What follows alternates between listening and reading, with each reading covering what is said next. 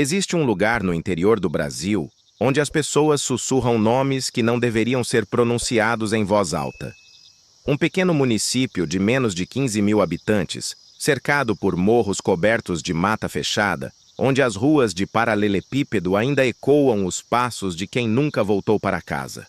Não vou revelar o nome real desta cidade, por razões que você entenderá ao final desta história, mas vou chamá-la de Santa Helena do Vale.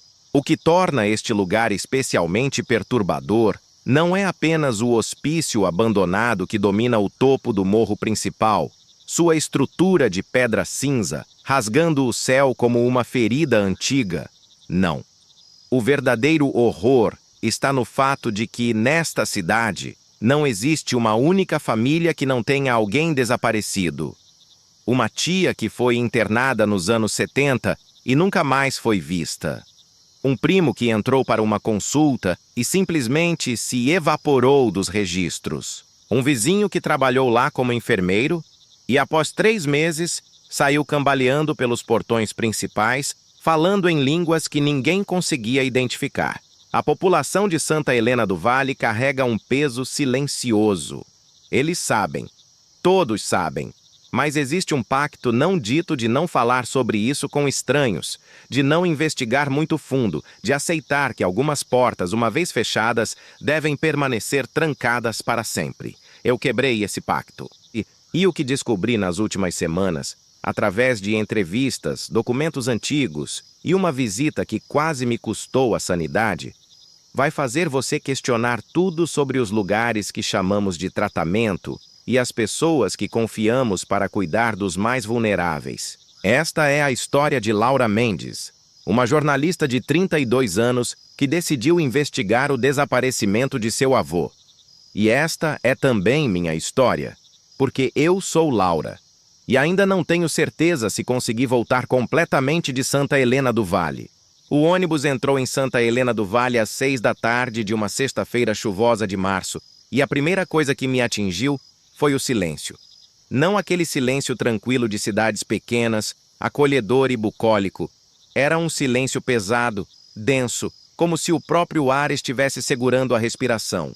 As pessoas na única rua comercial caminhavam rápido demais, olhares fixos no chão, guarda-chuvas fechados apesar da garoa fina que insistia em cair. Eu tinha vindo preparada com minha mochila cheia de equipamentos de gravação, um caderno já pela metade com anotações preliminares e uma foto desbotada de vovô Augusto, o homem que minha família preferia fingir que nunca existiu. Durante 27 anos, ninguém falou sobre ele. Até que 3 meses atrás, limpando o sótão da casa de minha mãe após sua morte, encontrei uma caixa de sapatos escondida sob tábuas soltas do assoalho. Dentro, cartas, documentos de internação e uma certidão de óbito datada de 1986, assinada pelo Dr. Vicente Salazar, diretor do Hospício Nossa Senhora das Dores. O problema? Minha avó sempre disse que vovô Augusto havia morrido em 1974. 12 anos de diferença. 12 anos apagados da existência oficial de um homem que, segundo as fotos que encontrei, era sorridente, saudável e não apresentava nenhum sinal de doença mental grave que justificasse internação permanente. A pensão onde me hospedei ficava a 3 quadras da praça principal. Um edifício estreito de 2 andares, com pintura amarela descascando e um letreiro que anunciava Pensão das Acácias em letras tortas. Dona Marlene, a proprietária, era uma senhora de uns 70 anos, cabelos brancos presos num coque apertado, olhos pequenos e desconfiados que me avaliaram da cabeça aos pés quando mencionei que estava ali para pesquisar sobre o hospício. "Jornalista, é?" ela disse, o tom carregado de algo que não consegui identificar se era desdém ou medo. "Não é a primeira que aparece aqui fazendo perguntas, mas é sempre a última vez que a gente vê elas por aqui." "Como assim?" perguntei ainda na porta, minha mala pesada puxando meu ombro. Ela abriu mais a porta, gesto brusco. "Entre logo. Não fica falando dessas coisas na rua." Olhou para os lados antes de fechar a porta atrás de mim. 2 trancas e uma corrente. Quarto 3, segundo andar, jantar às 7. E uma regra: não saia depois das 9 da noite. Por quê? Ela me entregou a chave, dedos trêmulos. Porque tem coisas nesta cidade que andam melhor no escuro, menina. E não são coisas que você quer encontrar. O quarto 3 era espartano. Uma cama de solteiro com colcha de crochê azul desbotada, um armário de madeira escura que rangia ao abrir e uma janela que dava direto para o morro, onde o hospício se erguia como uma sentinela de pedra contra o céu plúmbeo. Dali de cima, mesmo à distância de quase 2 quilômetros, eu podia ver as janelas quebradas, algumas com grades enferrujadas, outras apenas buracos negros que pareciam me observar de volta. Organizei minhas coisas metodicamente. Equipamentos de gravação na escrivaninha, roupas no armário, documentos espalhados sobre a cama. A foto de vovô Augusto ficou apoiada contra o abajur. Ele tinha 40 e poucos anos quando a foto foi tirada. Cabelos escuros penteados para trás, sorriso largo, braços em volta de minha avó. No verso, escrito à mão com caligrafia feminina e delicada, Augusto e Helena, Natal de 1973. 6 meses antes da primeira data de morte. 1 ano e meio antes que minha mãe nascesse. O jantar na pensão foi tenso. Além de mim, havia apenas mais 2 hóspedes. Um representante comercial de meia-idade que mal levantou os olhos do prato e uma mulher jovem, talvez 20 e poucos anos, de cabelos ruivos e olheiras profundas que denunciavam noites sem dormir. Ela me encarou quando sentei e por um momento vi algo em seus olhos. Reconhecimento? Medo? Pena? Você também veio por causa do hospício? Ela perguntou voz baixa, quase um sussurro. Vim. Servi-me de arroz e feijão, notando como Dona Marlene tensionou na cozinha ao ouvir nossa conversa. Meu avô... O meu irmão, ela me interrompeu. Diego. Entrou há 3 anos para uma consulta psiquiátrica. Emergência, crise de ansiedade. Era 2022. O hospício já estava fechado há mais de 20 anos, mas o pronto-socorro local fica no prédio antigo da ala administrativa. Ele entrou. Nunca saiu. Polícia disse que não há registros, que eu devo estar confundindo datas, lugares. Mas eu sei. Eu vi. Eu o levei até lá. O representante comercial se levantou bruscamente, cadeira rangendo contra o piso de tábua corrida, e saiu sem uma palavra. Dona Marlene apareceu na porta da cozinha, pano de prato torcido nas mãos. Beatriz, disse ela, tom de advertência. Já falamos sobre isso. A mulher, Beatriz, me olhou com uma intensidade que me fez recuar na cadeira. Você parece diferente das outras, determinada. Mas cuidado, jornalista. Este lugar, ele não deixa você ir embora com as respostas. Só com mais perguntas e pesadelos. Terminei de comer em silêncio, o apetite diminuindo a cada garfada. Quando subi para o quarto, eram 8h15. Através da janela, o hospício no morro estava completamente escuro, mas juro que vi uma luz se movendo em uma das janelas do 3º andar. Uma luz fraca, amarelada, como de uma lanterna ou vela. Peguei meus binóculos da mochila, mas quando focalizei novamente, não havia nada além de escuridão e janelas vazias olhando de volta. Decidi começar minha investigação na manhã seguinte pela Biblioteca Municipal. Nos pequenos municípios, especialmente os mais antigos, as bibliotecas guardam tesouros que a internet jamais digitalizou. Jornais locais, atas de câmara, registros de óbitos e nascimentos que nunca entraram em sistemas informatizados. Se havia respostas sobre o que realmente aconteceu com vovô Augusto e com as dezenas, talvez centenas, de outros desaparecidos, estariam ali. Às 8h30, enquanto revisava minhas anotações, ouvi passos no corredor. Lentos, arrastados, como se alguém caminhasse com dificuldade. Pararam em frente à minha porta. Fiquei paralisada, caneta suspensa no ar, respiração presa. Uma batida. 2. 3. Silêncio. Quem é? Consegui perguntar, voz mais firme do que me sentia. Nenhuma resposta. Apenas respiração pesada do outro lado da porta de madeira fina. respiração úmida, entrecortada, como se a pessoa estivesse chorando ou se afogando. Levantei devagar, cada movimento deliberado, e me aproximei da porta. Através da fresta embaixo, vi uma sombra. 2 pés parados, imóveis. Estendi a mão para a maçaneta, coração batendo tão forte que parecia ecoar no quarto pequeno. Girei. Abri. O corredor estava vazio. Mas no carpete desgastado, bem em frente à porta do quarto 3, havia pegadas molhadas. Pegadas que levavam em direção ao meu quarto, vindas da escada. Pegadas que não continuavam corredor adentro. Como se a pessoa tivesse simplesmente desaparecido ali, naquele ponto exato. Inclinei-me para examinar melhor. A água não era limpa. Tinha um tom acinzentado, espesso, e um cheiro que me fez recuar imediatamente. Formol, ou algo muito parecido. O cheiro acre, químico, dos laboratórios de anatomia e de necrotérios. Fechei a porta rapidamente, tranquei e empurrei a cadeira contra ela. Naquela noite, não consegui dormir.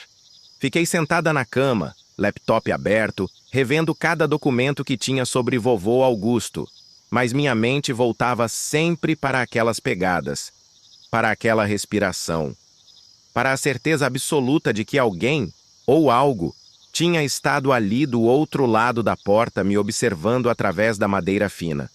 Às 3 da manhã ouvi o sino da igreja badalar. Não um sino normal, mas um som desafinado, pesado, como se o bronze estivesse rachado. Contei as badaladas. 13. Olhei pela janela e vi uma procissão de figuras encapuzadas caminhando pela rua principal em direção ao morro. Eram pelo menos 20 pessoas, todas vestindo capas escuras, carregando lamparinas que balançavam na noite sem vento. Elas se moviam em silêncio total, em formação perfeita, e desapareceram na trilha que levava ao hospício. Peguei minha câmera e consegui algumas fotos através da janela, mas quando revelei as imagens no laptop, elas mostravam apenas a rua vazia sob a luz dos postes antigos. Nenhuma procissão. Nenhuma figura encapuzada. Como se meus olhos tivessem visto algo que a câmera se recusava a capturar. Quando o sol finalmente começou a nascer, às 6 e pouco, desci para a cozinha. Dona Marlene já estava preparando o café e pelo seu rosto ela também não tinha dormido. "Você viu, não foi?" perguntou sem me olhar, mexendo o café no bule de alumínio. "Viu o quê?" "A procissão. Eles sobem todo dia 1º de cada mês. Vão levar oferendas." "Oferendas? Para quem?"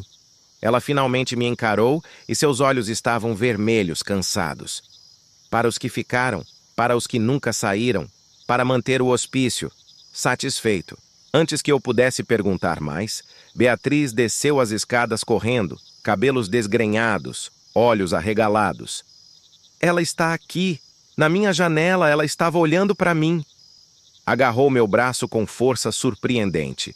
Uma mulher de branco, cabelos longos, boca aberta, mas sem som. Só aquele olhar vazio e as mãos batendo no vidro, batendo. Dona Marlene a abraçou, gesto surpreendentemente maternal. "Já passou, filha. Já passou. É só o hospício lembrando vocês que estão aqui. É o aviso." "Aviso de quê?" exigi saber. A velha senhora me olhou por cima do ombro de Beatriz, que soluçava contra seu peito. "De que vocês deveriam ir embora enquanto podem, antes que o hospício decida que vocês pertencem a ele também." A Biblioteca Municipal Cônego Francisco Santos ficava num prédio Art Deco de 1940, com vitrais coloridos nas janelas superiores e um jardim frontal dominado por uma estátua de São Benedito coberta de limo. A bibliotecária, uma mulher de meia-idade chamada Irene, recebeu meu pedido de acesso aos arquivos históricos com a mesma expressão de resignação cansada que eu já começava a reconhecer nos rostos de Santa Helena do Vale. "Seção de microfilmes no subsolo", disse ela, entregando-me uma chave pesada e antiga. "Jornais de 1950 até 1995. Depois disso, alguns digitalizados, mas a maioria se perdeu no incêndio." "Que incêndio?" Ela desviou o olhar. 1996, alguns meses depois que fecharam o hospício oficialmente. Disseram que foi acidente, fiação velha, mas muito conveniente, não acha? Justo quando começaram as investigações sobre as mortes suspeitas. O subsolo da biblioteca era úmido e frio, iluminado por lâmpadas fluorescentes que zumbiam constantemente e piscavam em intervalos irregulares. Fileiras de arquivos de metal verde militar se estendiam por uma sala que parecia maior por dentro do que o prédio sugeria por fora. O cheiro de papel velho e mofo era sufocante. Comecei pelos jornais de 1974, o ano da primeira morte de vovô Augusto. O Correio de Santa Helena, um semanário modesto de 8 páginas, trazia notícias locais, anúncios de festas paroquiais, resultados de futebol amador. Encontrei a nota de falecimento na edição de 23 de agosto de 1974. Augusto Mendes da Silva, 43 anos, comerciante, faleceu ontem após breve enfermidade. Deixa a esposa Helena e será velado na Capela São José. Nenhuma menção ao hospício, à doença mental, às circunstâncias incomuns. Mas então encontrei algo que me fez parar. Na edição seguinte, uma pequena nota no canto inferior da página 3. Família procura por Augusto Mendes, desaparecido desde 15 de agosto. Qualquer informação, contatar Helena Silva. A data do desaparecimento era 8 dias antes da nota de falecimento. Ele tinha desaparecido, depois declarado morto. Mas, de acordo com os documentos que encontrei na caixa de sapatos, continuou vivo no hospício até 1986. O que estava acontecendo? Avancei para os jornais de 1980 a 1986, procurando qualquer menção ao Hospício Nossa Senhora das Dores. Encontrei dezenas, reportagens sobre surtos de doenças não especificadas, visitas de inspeção do Ministério da Saúde que nunca resultavam em relatórios públicos, protestos de familiares que alegavam não poder visitar seus parentes internados, reclamações sobre gritos que vinham do morro durante a madrugada. E então, na edição de 12 de março de 1983, uma reportagem de capa inteira com foto. Denúncias de maus tratos no hospício. Enfermeiro relata condições desumanas. A foto mostrava um homem jovem, talvez 25 anos, rosto magro e olhos fundos, sentado numa cadeira com postura tensa. O nome, Ricardo Soares. Li a reportagem 3 vezes, cada palavra se gravando em minha mente como cicatrizes. Ricardo havia trabalhado no hospício por apenas 2 meses antes de pedir demissão. Ele relatava pacientes amarrados a camas por dias, privação de comida como punição, uso de eletrochoque sem anestesia, experimentos com medicamentos não aprovados e, mais perturbador, desaparecimentos. Pacientes que eram levados para o porão de tratamento especial e nunca mais eram vistos. Eles não estão tratando ninguém ali, dizia a citação de Ricardo. Estão fazendo algo que não deveria ser feito com seres humanos. O Dr. Salazar não é um médico, é um... A frase estava cortada. A reportagem continuava na página 5, mas quando virei para lá, a página tinha sido cuidadosamente recortada. Alguém havia removido a continuação da história. Chequei outros exemplares do mesmo jornal em diferentes arquivos. Todos tinham a página 5 removida. Todos. Continuei procurando e encontrei uma nota breve 3 semanas depois. Ricardo Soares, 26, foi encontrado morto em sua residência. Polícia investiga suicídio. E nada mais. Nenhum detalhe, nenhum follow-up, nenhuma conclusão da investigação. Passei horas no subsolo, catalogando cada menção ao hospício, cada nome de paciente que consegui encontrar, cada pequena irregularidade. A lista crescia alarmantemente. Estimei, com base nas notícias de admissões que encontrei, que pelo menos 300 pessoas foram internadas entre 1970 e 1995. Desses, encontrei registros de alta para apenas 46 e obituários para outros 82. Isso deixava 172 pessoas sem destino documentado, simplesmente desaparecidas dos registros, como se nunca tivessem existido. O nome de vovô Augusto não apareceu em nenhum jornal após 1974. Era como se, oficialmente, ele realmente tivesse morrido naquele ano.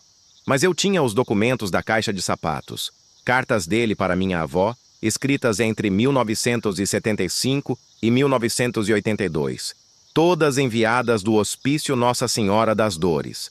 Cartas que descreviam tratamentos dolorosos, isolamento, uma confusão crescente sobre por que ele estava ali, súplicas para que ela o tirasse daquele lugar. A última carta era de janeiro de 1982 e dizia apenas: Helena, não confie em ninguém que diga que estou bem. O que eles fazem aqui não é tratamento, é preparação. Eles estão nos preparando para algo. Diga para Laura que eu tentei. E a frase terminava abruptamente, a caligrafia se deteriorando em rabiscos ilegíveis. Laura. Meu nome. Mas eu só nasci em 1993. Como ele poderia escrever sobre mim em 1982? A menos que as datas estivessem erradas. Ou a menos que algo muito mais estranho estivesse acontecendo. Às 2 da tarde, quando o zumbido das luzes fluorescentes começava a me dar dor de cabeça e os olhos ardiam de tanto ler microfilmes, ouvi passos no subsolo. Passos lentos, deliberados, descendo a escada de metal. Virei-me esperando ver Irene vindo verificar se eu estava bem. Não era Irene. Era um homem idoso. Talvez 80 anos, vestindo um terno cinza muito limpo e bem passado, completamente fora de lugar para uma tarde de sábado numa biblioteca municipal. Seus olhos eram de um azul intenso e penetrante, e ele sorria.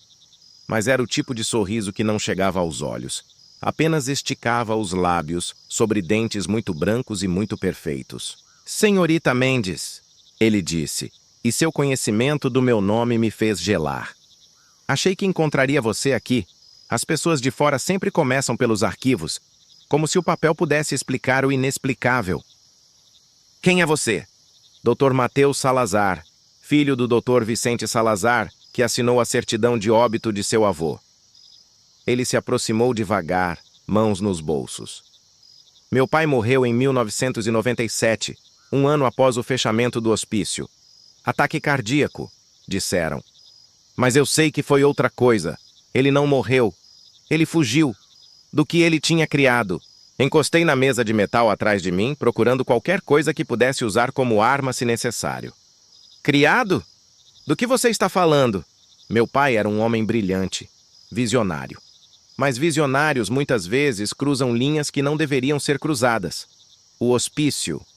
Nossa Senhora das Dores nunca foi realmente sobre tratamento psiquiátrico.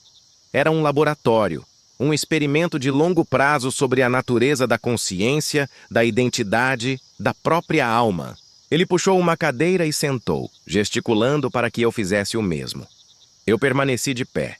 Seu avô, Augusto, foi um dos primeiros, um dos puros, saudável, mentalmente estável, apenas disponível. Meu pai desenvolveu um procedimento. Ele chamava de transferência. A ideia era que consciência humana poderia ser armazenada, preservada e eventualmente movida de um recipiente para outro. Isso é insano. É? Ele inclinou a cabeça. Pense bem, senhorita Mendes, por que tantas pessoas desapareceram naquele hospício? Por que não há corpos, não há túmulos identificados, não há nada além de vazios onde pessoas costumavam estar? Porque eles não morreram, não da maneira convencional. Senti náusea subindo pela garganta. O que você fez com eles? Eu não fiz nada. Eu era criança quando começou. Mas assisti. Observei. Aprendi. E quando meu pai fugiu, quando o hospício fechou, eu fiquei para trás, para vigiar, para certificar-me de que o trabalho dele não fosse descoberto, de que os recipientes permanecessem contidos. Recipientes? A palavra saiu como um sussurro. Ele se levantou lentamente. O prédio, senhorita Mendes. O hospício. Nossa Senhora das Dores não é apenas pedra e argamassa. É um recipiente. 347 consciências estão presas naquela estrutura, incorporadas nas paredes, nos pisos, nos próprios fundamentos. Você acha que aqueles gritos à noite são apenas vento? Aquelas luzes? Aquelas figuras que as pessoas veem? Você está dizendo que o hospício está assombrado? Assombrado é uma palavra muito simples para o que aquele lugar é. Meu pai conseguiu seu objetivo. Ele preservou consciências, mas não conseguiu liberá-las. E agora elas estão presas, conscientes, sofrendo e desesperadamente tentando sair. Cada pessoa que entra lá, cada pesquisador, cada jornalista curioso. Ele se aproximou mais, tão perto que pude sentir seu hálito gelado. Se torna um novo recipiente potencial, um corpo vazio que eles podem tentar habitar. Recuei até bater nas prateleiras de arquivo. Por que está me contando isso? Porque você já está marcada. Desde o momento que entrou em Santa Helena do Vale com o DNA de Augusto Mendes em seu sangue, procurando por ele. Eles sabem que você está aqui. Eles podem sentir a conexão familiar. E eles vão usar isso. Vão tentar usar você como ponte, como porta de saída. Ele colocou uma mão no meu ombro, toque gélido mesmo através da blusa. Vá embora, senhorita Mendes. Hoje, agora, antes que seja tarde demais. Porque depois que o hospício decide que você pertence a ele, não há mais escolha. Você será puxada e irá juntar-se às outras vozes nas paredes. Empurrei sua mão e corri para a escada, subindo 2 degraus por vez, coração explodindo no peito. Quando cheguei ao térreo e olhei para trás, o subsolo estava vazio. Dr. Mateus Salazar havia desaparecido tão silenciosamente quanto apareceu. Irene estava no balcão principal, organizando livros. Encontrou o que precisava? Perguntou normalmente, como se nada de extraordinário tivesse acontecido. O homem que desceu para o subsolo, quem era ele? Ela franziu a testa. Que homem? Você estava sozinha lá embaixo o tempo todo. Tenho as câmeras de segurança. Virou o monitor para mim. A gravação mostrava apenas eu, trabalhando nos arquivos, completamente sozinha por horas. Saí da biblioteca às pressas. O sol da tarde me cegando temporariamente. Precisava de ar fresco, de espaço para pensar. Caminhei sem rumo pelas ruas quase desertas de Santa Helena do Vale. E quando dei por mim, estava no início da trilha que levava ao morro. O hospício me observava lá de cima, sua massa de pedra cinza recortada contra o céu que começava a escurecer. E enquanto eu olhava para aquelas janelas vazias, tive a certeza absoluta de que estava sendo observada de volta. Não por olhos físicos, mas por algo muito mais profundo. Por consciências aprisionadas que reconheciam em mim uma possibilidade, uma chance de escapar, uma porta que eles tentariam abrir não importa o custo. E a parte mais aterrorizante? Uma parte pequena e sombria de mim queria subir aquela trilha. Queria entrar naquele prédio abandonado. Queria encontrar onde vovô Augusto estava, de alguma forma, ainda preso. Não por bravura ou determinação jornalística, mas porque algo estava me chamando. Uma voz que eu reconhecia no nível mais primitivo do meu ser. Uma voz que dizia meu nome em tons que soavam como meu avô, mas distorcidos, múltiplos, como se viesse de várias bocas ao mesmo tempo.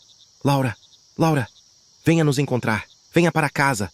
Voltei para a pensão determinada a fazer as malas e partir no primeiro ônibus da manhã seguinte. Mas quando entrei no quarto 3, tudo estava diferente. Meus equipamentos haviam sido reorganizados, formando um círculo perfeito no chão. No centro do círculo, a foto de vovô Augusto estava queimada nas bordas, e escrito no verso com caligrafia que reconheci, minha própria caligrafia, estava uma mensagem que eu não lembrava de escrever. Você precisa vir, hoje à noite, sozinha, 23h47. Ala leste, terceiro andar, sala 347. Não é tarde demais para me salvar. Minha mão tremia segurando a foto. Eu não tinha escrito aquilo, eu teria me lembrado. Mas era inegavelmente minha letra, meu padrão de pressão na caneta, até a maneira como eu fazia o V com uma pequena curva extra. Batidas na porta. Beatriz entrou sem esperar resposta, rosto pálido. Você também recebeu? Ela segurava um pedaço de papel com a mesma mensagem, mesma caligrafia. Mas era a letra dela, não a minha. Sala 291, 23 e 47. Eu não escrevi isso, Laura. Juro que não escrevi. Sentamos na cama, duas mulheres à beira do colapso nervoso, tentando entender o inexplicável. Foi quando Beatriz me contou toda a verdade sobre Diego, seu irmão. Ele não teve uma crise de ansiedade. Ela começou, voz quebrada. Isso foi o que eu disse para todos porque era mais fácil do que admitir. Diego tentou se matar. Cortou os pulsos no banheiro de casa. Eu o encontrei a tempo. Levei ao hospital. Mas ele ficou agitado, agressivo, dizendo que tinha que morrer, que era a única maneira de parar as vozes. Eles o sedaram e o levaram para a avaliação psiquiátrica, no prédio antigo, no que costumava ser o hospício. E então? Então eu esperei na recepção. 3 horas. 4. Quando perguntei, disseram que não havia registro dele, que eu devia estar confusa. Mas eu tinha a papelada, Laura. Eu tinha o formulário de admissão assinado. E quando mostrei, a recepcionista ficou branca como papel e chamou segurança. Disseram que eu estava perturbando, que se não saísse me prenderiam por invasão. Você foi à polícia? Claro que fui. Fiz boletim de ocorrência, contratei advogado, fiz barulho. Sabe o que descobri? Diego estava oficialmente vivo.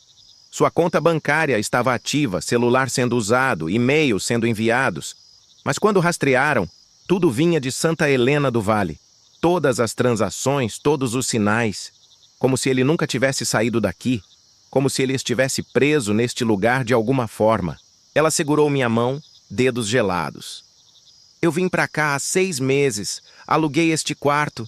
E todas as noites, Laura, todas as noites eu ouço a voz dele. Ele está no hospício, ele está chamando por mim. E esta noite, acho que vou finalmente ter coragem de ir. Beatriz, não! Você vai também. Não era pergunta. Por seu avô. Nós duas vamos, porque se não formos, isso nunca vai parar.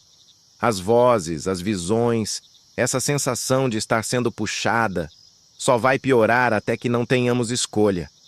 Ela estava certa. Eu sabia que estava certa. A verdade terrível era que desde que cheguei a Santa Helena do Vale, algo estava mudando dentro de mim. Meus pensamentos ficavam confusos às vezes, como se houvesse ruído de fundo em minha mente. Eu me pegava olhando para o morro sem lembrar de ter virado a cabeça naquela direção. E os sonhos? Deus, os sonhos eram piores que qualquer pesadelo. Eu estava caminhando pelos corredores do hospício, mas não era eu. Era vovô Augusto, ou era eu vivendo memórias dele. A distinção estava se desfazendo. Preparamos nossas mochilas em silêncio. Lanternas, celulares totalmente carregados, água, um kit de primeiros socorros que esperávamos não precisar usar. Beatriz trouxe algo que me surpreendeu. Uma pequena pistola. De onde você tirou isso? Comprei de um morador local. Ilegalmente, sim, mas não me importo mais com leis. Se tem algo lá em cima que pode ser parado com balas, vou parar. Ela checou o carregador com eficiência que sugeria treinamento. Fiz 2 anos de clube de tiro antes de Diego. Antes de tudo. Às 22h30 descemos as escadas. Dona Marlene estava na cozinha, uma vela acesa na mesa, rezando um rosário. Ela olhou para nós quando passamos, e nos seus olhos eu vi resignação absoluta. Ela sabia onde íamos. E ela sabia que não podia nos impedir. Levem isto, disse ela, entregando 2 pequenos saquinhos de pano. Sal grosso e alecrim. Minha avó me disse que ajuda. Não sei se é verdade, mas levem mesmo assim. A caminhada até o morro foi silenciosa. As ruas de Santa Helena do Vale estavam desertas. Cortinas fechadas, luzes apagadas. Era como se a cidade inteira se escondesse, recusando-se a testemunhar o que estávamos prestes a fazer. A trilha era íngreme e coberta de vegetação que invadia o caminho, galhos arranhando nossas pernas, raízes tentando nos fazer tropeçar. Chegamos ao portão principal do hospício Nossa Senhora das Dores às 23h15. O portão de ferro estava entreaberto, rangendo levemente com a brisa noturna.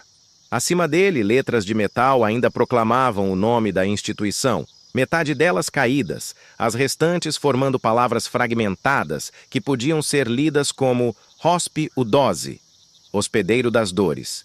Pensei com um calafrio. O pátio frontal era um campo de ervas daninhas e entulho. Pedaços de cadeiras de rodas enferrujadas, um andador quebrado, o que parecia ser uma maca virada de lado com tiras de couro apodrecidas ainda presas. A entrada principal estava bloqueada por tábuas pregadas há décadas, mas uma das janelas do térreo tinha sido forçada recentemente. Vidro quebrado fresco brilhando sob nossas lanternas. Entramos por ali. O cheiro foi a primeira coisa que me atingiu. Não era o cheiro esperado de um prédio abandonado. Mofo, poeira, decomposição vegetal. Era químico e orgânico ao mesmo tempo. Formol misturado com algo adocicado e pútrido. O cheiro de um necrotério que também era um laboratório. E por baixo disso, algo else. Algo que não deveria ter cheiro, mas tinha. Desespero. Sofrimento concentrado. Estávamos num corredor que parecia se estender infinitamente em ambas as direções. Portas de madeira de ambos os lados, todas fechadas. Todas com pequenas janelas de observação com grades. Nossas lanternas cortavam a escuridão, mas pareciam absurdamente fracas. Como se a própria escuridão aqui fosse mais densa, mais substancial. Sala 347 fica no terceiro andar, ala leste, murmurei, consultando o mapa mental que havia formado dos layouts arquitetônicos que encontrei na biblioteca. Por ali. Começamos a caminhar e nossos passos ecoavam de maneira estranha. Não apenas ecos normais, mas como se cada passo fosse respondido por outros passos vindos de direções aleatórias. Passos que não combinavam com o nosso ritmo. Passos que às vezes vinham de áreas onde não havia piso superior. Passamos por uma sala de estar comum, mobília ainda no lugar, mas coberta por décadas de poeira. Uma televisão antiga, tela rachada, jogos de tabuleiro espalhados em mesas como se os jogadores tivessem simplesmente desaparecido no meio da partida. E nas paredes, desenhos. Centenas de desenhos feitos a carvão ou lápis ou sangue seco, todos mostrando a mesma coisa. Figuras humanas sendo puxadas para dentro de paredes, bocas abertas em gritos silenciosos, olhos vazios. Laura, Beatriz sussurrou apontando para um dos desenhos. Olhe a assinatura. Eu olhei. R. Soares, 1983. Ricardo Soares. O enfermeiro que denunciou o hospício, o que supostamente se suicidou.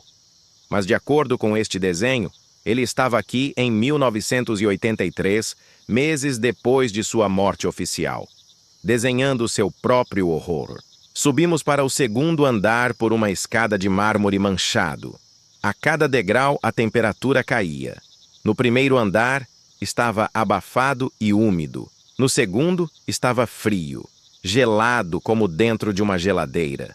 Nossa respiração se tornava vapor branco e nossas mãos tremiam não apenas de medo, mas de frio genuíno. O segundo andar era a ala de tratamento. Salas com aquilo que antes foram camas hospitalares, agora estruturas enferrujadas com tiras de couro apodrecidas, equipamentos médicos antigos cobertos de ferrugem. E em uma sala, que Beatriz descobriu e me chamou para ver, uma máquina de eletrochoque ainda conectada à parede, com manchas de sangue seco na almofada onde os pacientes mordiam durante o procedimento. Mas o mais perturbador estava nas paredes. Arranhões, milhares de arranhões formando palavras, frases, súplicas. Deixe-me sair. Não sou louco. Meu nome é João Silva, por favor lembrem de mim. Dia 4/8/2, ainda consciente, ainda sofrendo. Ele está nos paredes agora, ele está em nós. E então Beatriz parou abruptamente, agarrando meu braço com força que machucou. Escute, ficamos em silêncio absoluto. E então ouvi. Vozes. Dezenas delas. Centenas. Vinham das paredes, do teto, do chão sob nossos pés. Não eram vozes normais. Eram sobrepostas, desincronizadas, como uma estação de rádio mal sintonizada, captando múltiplas transmissões ao mesmo tempo. E todas diziam a mesma coisa numa cacofonia crescente. 23:47, 23:47, 23:47. Checamos nossos celulares. 23:39. 8 minutos para o horário marcado nas mensagens. 8 minutos para chegarmos às salas especificadas. Corremos para o terceiro andar. Precaução e cautela abandonadas. As vozes ficavam mais altas, mais insistentes. O corredor do terceiro andar estava em piores condições. Partes do teto havia desabado, expondo vigas de madeira apodrecida. Portas arrancadas das dobradiças. Janelas quebradas, deixando entrar ventos gélidos que assobiavam através do corredor como lamentos. Sala 3:47. Ofeguei, apontando para uma porta ao final do corredor leste. Beatriz, onde fica a 291? Ala oeste, direção oposta. Ela me olhou, terror e determinação batalhando em seu rosto. Vamos nos separar? Cada fibra do meu ser gritava que não, que nos separarmos seria fatal. Mas as mensagens eram específicas.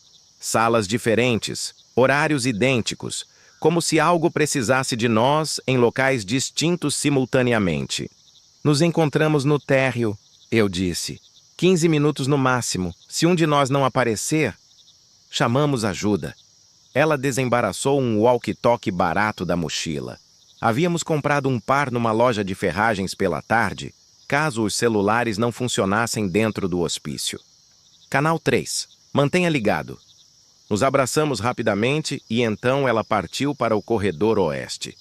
Eu me virei para a sala 347, cujo número estava parcialmente visível sob camadas de sujeira na porta. Meu celular marcava 23:45. 2 minutos. A porta estava entreaberta.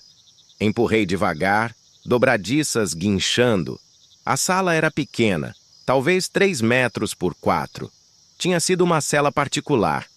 Uma cama de hospital ainda no centro, uma pequena janela com grades e paredes cobertas com anotações, fórmulas médicas, diagramas de cérebros humanos e listas. Longas listas de nomes com datas e códigos ao lado. Encontrei o nome de vovô Augusto na terceira coluna. Augusto Mendes da Silva. Admissão 18/08/1974. Procedimento inicial 23/08/1974. Transferência completa 14/01/1986. Recipiente Fundação Ala Leste. Transferência completa. Recipiente. As palavras de Dr. Mateus Salazar voltaram rugindo em minha mente. Ele havia dito que as consciências estavam presas nas paredes, incorporadas na própria estrutura. Meu celular marcou 23:47 e as paredes começaram a pulsar. Não era imaginação. Não era truque de luz. As paredes de concreto cinza começaram a se mover ritmicamente, como se estivessem respirando. E então, rachaduras apareceram, não rachaduras normais de estrutura velha, mas padrões específicos que formavam rostos. Dezenas de rostos empurrando contra a superfície do concreto de dentro, como se estivessem presos logo abaixo da primeira camada. Um dos rostos estava diretamente à minha frente. Empurrou mais forte que os outros, características ficando mais definidas. Olhos que eu reconheci de fotos antigas, nariz que minha mãe tinha herdado, boca que sorria nas fotos de família que eu guardava. Vovô, sussurrei. A boca de concreto se moveu, som rachado e distorcido, emergindo como se viesse de um rádio submerso. Laura, você veio, não, deveria, perigo. Como eu tiro você daí? O que eu faço? Não, pode. Nós somos parede. Agora, consciência, fragmentada, distribuída, através da estrutura. Cada palavra parecia custar um esforço monumental. Salazar, ele, conseguiu, mas ao custo de tudo. Existe alguma maneira? Tem que haver alguma maneira. O rosto de concreto de vovô Augusto contorceu em algo que poderia ser dor ou piedade. Uma maneira, destruir, fundação, queimar, tudo, libera, mas também mata, permanentemente, ou o quê? Aceitar, novo, recipiente, consciência, pode transferir para hospedeiro vivo, mas hospedeiro perde própria consciência, torna-se nós. Horror me inundou. Ele estava dizendo que poderia se transferir para mim, poderia viver novamente. Mas isso significaria que eu deixaria de existir. Minha consciência seria apagada, substituída pela dele. Eu morreria para que ele vivesse. Existe outra opção para você. A voz estava ficando mais fraca. Deixar ir, não. Tentar, salvar, viver, sua vida, esquecer este lugar. Eu não posso simplesmente te abandonar. Você pode, você deve, por favor, não deixe este lugar tomar você também. O walkie-talkie na minha cintura crepitou. A voz de Beatriz, distorcida e aterrorizada. Laura! Laura! Responda! A sala! A parede está... Oh Deus, ele está aqui! Diego está aqui! Ele está pedindo para eu deixá-lo entrar. Ele diz que quer viver de novo. Ele diz que é a única maneira, mas Laura... Não é mais só ele, são todos eles. Todas as vozes, todos tentando empurrar, tentando entrar em mim, tentando... A transmissão cortou em estática alta. Beatriz! Gritei no walkie-talkie. Beatriz, saia de lá! Não deixe eles! Não aceite! Silêncio. Então, uma voz que era e não era Beatriz. Nós aceitamos. Novo. Recipiente. Transferência. Iniciando. Corri para a ala oeste, coração explodindo, terror absoluto impulsionando minhas pernas. As paredes do corredor pulsavam mais intensamente agora. Rostos emergindo e afundando, mãos de concreto se estendendo, tentando me agarrar enquanto eu passava. Uma conseguiu pegar minha blusa, rasgando o tecido, dedos impossíveis de pedra arranhando minha pele. Cheguei à sala 291 e o que vi me fez cair de joelhos. Beatriz estava no centro da sala, braços abertos, cabeça jogada para trás, boca aberta num grito silencioso. E ela estava se desfazendo. Não fisicamente, mas de uma maneira pior.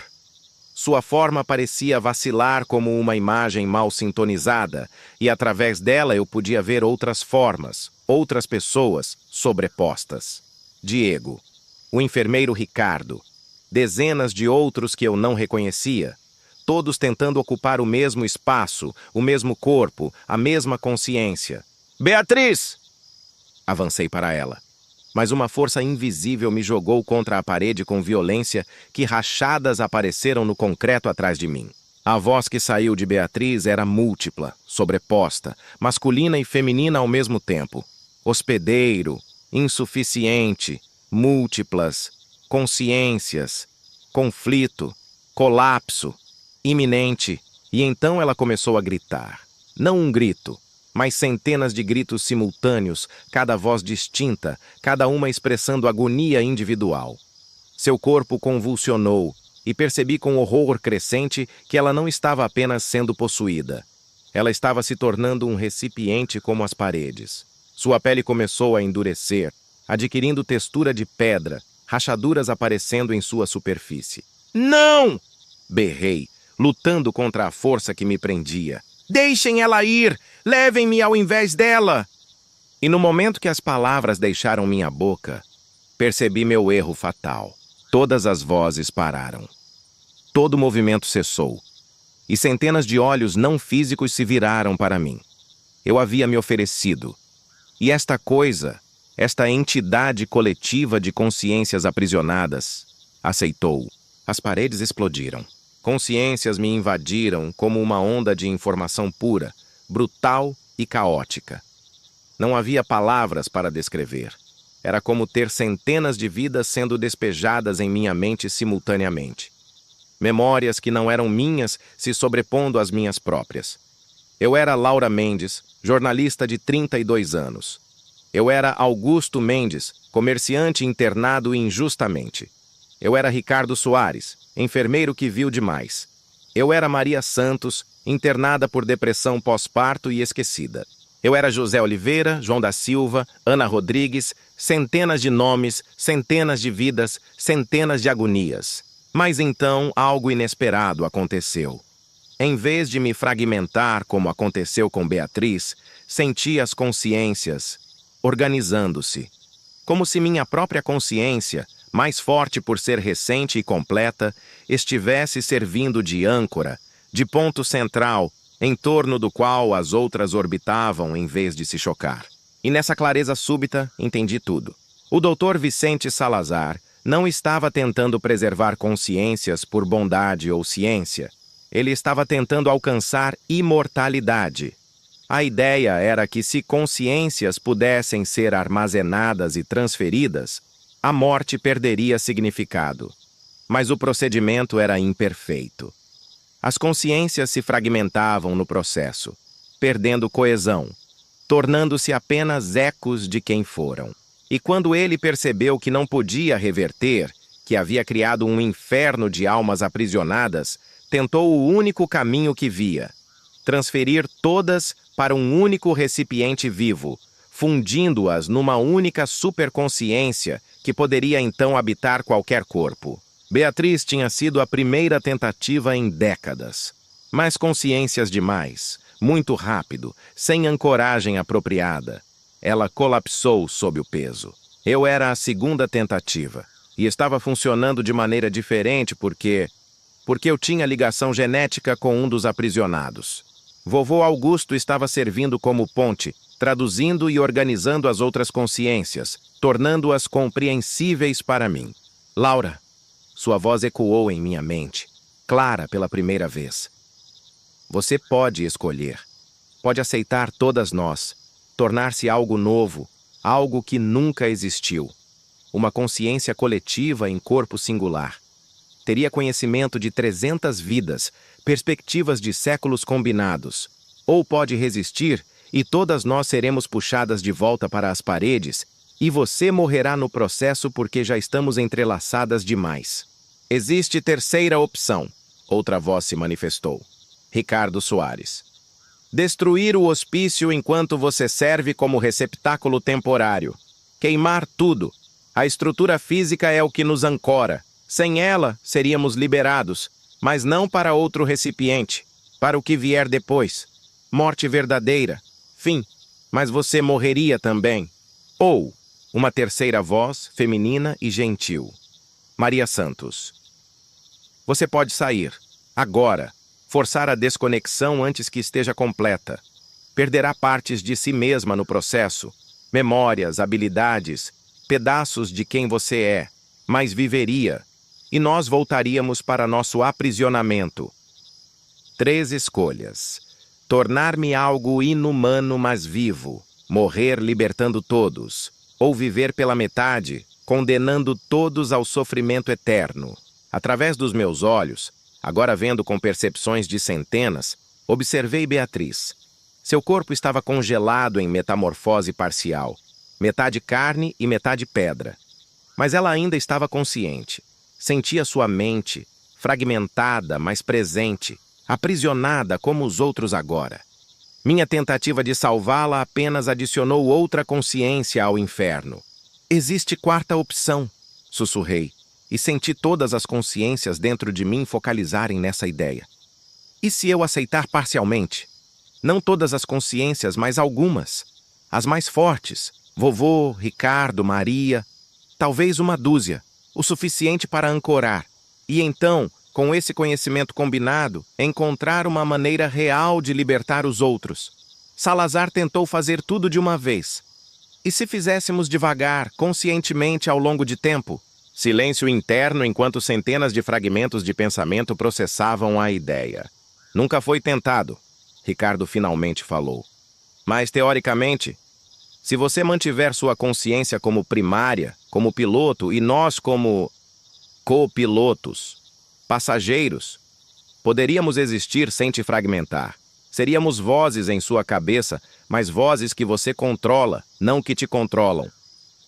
E com nosso conhecimento combinado, vovô Augusto adicionou, excitação crescendo. Você teria acesso a memórias de como o procedimento funcionava. Ricardo trabalhou aqui. Ele viu os equipamentos, os processos. Poderíamos reverter a engenharia. Mas levaria anos, Maria alertou. Anos de você vivendo com nós dentro de você. Anos sabendo que centenas de outros ainda sofrem nas paredes. Você conseguiria carregar esse peso?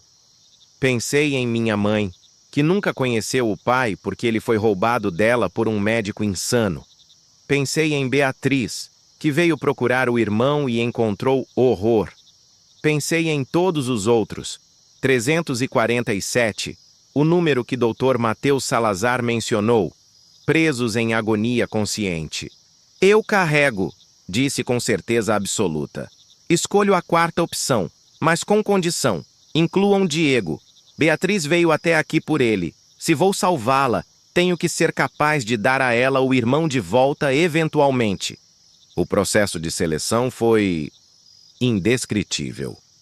Imagine escolher 12 consciências de um coro de centenas, cada uma gritando para ser escolhida, cada uma com argumentos válidos sobre por que merecia libertação primeiro. Mas, finalmente, com a ajuda de vovô Augusto coordenando, selecionamos. Ele próprio, Ricardo Soares, Maria Santos, Diego para poder ajudar Beatriz e 8 outros que tinham conhecimentos específicos que poderiam ser úteis. Uma enfermeira que entendia os procedimentos, um engenheiro que conhecia a estrutura do prédio, uma psicóloga que poderia ajudar a manter sanidade coletiva e outros. A transferência das 12 foi dolorosa, mas suportável. Senti cada uma se aninhar em áreas específicas de minha mente, não substituindo meus pensamentos, mas adicionando camadas. Como ter apartamentos internos na mansão da minha consciência, cada um ocupado por inquilino que podia conversar comigo, mas não assumir controle. Quando terminou, caí de joelhos, ofegante, suor cobrindo meu corpo, mas estava inteira. Estava eu mesma. Apenas mais. Funciona, sussurrei. Deus realmente funciona. Agora tire-nos daqui! A voz de Ricardo ecoou clara em minha mente. Antes que as outras consciências tentem forçar a entrada também. Elas estão desesperadas, Laura, e desespero torna até fragmentos perigosos. Levantei e me aproximei de Beatriz. Seu corpo estava frio como mármore, olhos abertos mas vidrados, boca congelada no meio de um grito. Mas sentia sua consciência dentro da pedra, aprisionada mas presente. Diego, chamei mentalmente para a consciência do irmão dela dentro de mim. Ajude-me a libertar sua irmã. Juntos, usando o conhecimento dele sobre como o procedimento de aprisionamento funcionava, encontramos o padrão específico nas rachaduras de seu corpo que servia como âncora. Com uma pedra afiada que peguei do chão, comecei a raspar cuidadosamente as linhas específicas, quebrando o circuito. Levou 20 minutos de trabalho meticuloso, 20 minutos durante os quais as paredes ao redor vibravam com raiva das consciências que não foram escolhidas, que permaneciam aprisionadas, que viam em Beatriz e em mim evidência de que libertação era possível, mas negada a elas. Mas finalmente, com um craque sonoro, as rachaduras no corpo de Beatriz cederam. A pedra fragmentou e desmoronou, revelando pele normal embaixo. Ela colapsou em meus braços, inconsciente, mas viva, respirando. Temos que sair, agora! Vovô Augusto urgiu em minha mente. Carreguei Beatriz. Ela era leve, muito leve, como se a metamorfose parcial tivesse consumido massa corporal. E corri pelos corredores. As paredes não tentaram mais me parar. Pelo contrário, sentia as consciências restantes recuando, formando um caminho. Mas não era gentileza. Era cálculo. Elas me deixariam sair porque eu tinha prometido voltar. E consciências aprisionadas por décadas tinham aprendido que promessas eram tudo o que possuíam. O ar fresco da noite me atingiu como bênção quando saí pela janela quebrada. Continuei correndo através do pátio, pela trilha do morro, não parando até estar de volta nas ruas de Santa Helena do Vale. Só então coloquei Beatriz no chão e verifiquei seus sinais vitais. Pulso fraco, mas regular. Respiração superficial, mas constante. Ela viveria. Laura, sua voz sussurrou. olhos se abrindo lentamente. Diego, eu senti ele. Ele estava lá. Ele estava... Está aqui, interrompi suavemente. Dentro de mim. É complicado, mas vou explicar tudo. E expliquei. Sentadas na calçada da pensão das Acácias às 2 da manhã, expliquei tudo o que havia descoberto, tudo o que havia vivenciado e a escolha que havia feito. Ela me ouviu em silêncio, processando o impossível, e quando terminei, fez a única pergunta que importava. Você realmente pode libertá-los? Todos eles? Não sei, admiti. Mas vou tentar. Tenho 12 consciências dentro de mim agora que entendem como o sistema funciona. E temos tempo. O hospício não vai a lugar nenhum. As consciências aprisionadas esperaram décadas. Podem esperar mais alguns anos enquanto eu pesquiso, enquanto descubro como reverter permanentemente. E eu posso ajudar, Beatriz disse com determinação. Diego está com você. Isso significa que tenho investimento nisso também. Somos parceiras agora. Nos dias seguintes, deixamos Santa Helena do Vale, mas não como fugitivas, como pesquisadoras com missão. Copiamos todos os documentos que conseguimos da biblioteca, entrevistamos moradores dispostos a falar, poucos, mas alguns, e coletamos amostras físicas do hospício, pedaços de concreto, metal das grades, qualquer coisa que pudesse ajudar a entender a natureza exata do aprisionamento. Dr. Mateus Salazar apareceu uma última vez, na manhã de nossa partida, esperando na estação de ônibus. Você fez algo que meu pai nunca conseguiu, disse ele, estudando meu rosto intensamente. Criou simbiose ao invés de parasitismo. Consegue sentir os 12 dentro de você? Como consciências separadas, mas cooperativas. Sinto. Fascinante e aterrorizante. Ele me entregou um envelope grosso. Anotações de meu pai. As originais. Guardei por décadas, sem saber o que,